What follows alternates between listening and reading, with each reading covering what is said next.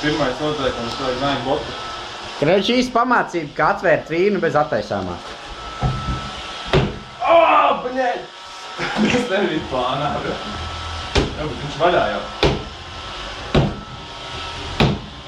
Nu, bļē, pagaid, tas korķis nekritīs, pagaid.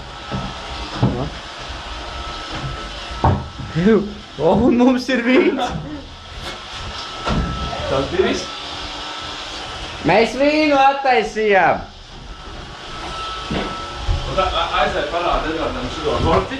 Prasām paprast, kā mēs dabējam ārā. Viņš nezinās. Edvard, uzmini, kā tika attaisīts vīns. Ar šķērēm iedauzīts iekšā? Ne. Jā. Skaties.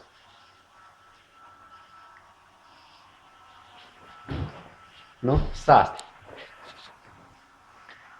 Savā ilgajā pieredzē neko šādu man vēl nav nācies redzēt. Korķis izskatās gandrīz pilnībā neskārts.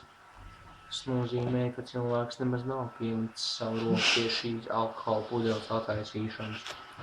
Bet, manuprāt, Virsā, kuram bija tā stulbā ideja likt sieru virsū? Kas notikās? Viņš sadega? Ejam skatīties. Nu, virsā, viņš būs pēc zeķi, tagad man nesacēs. Līdz viņš jau sāk degt. Bļā!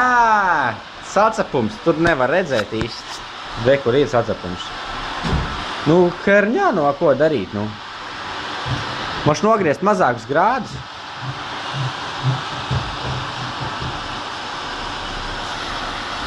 Puļņi. Ko darīt? Nu, pis dulēt tā. Nu, gan jau jāpaēd visiem.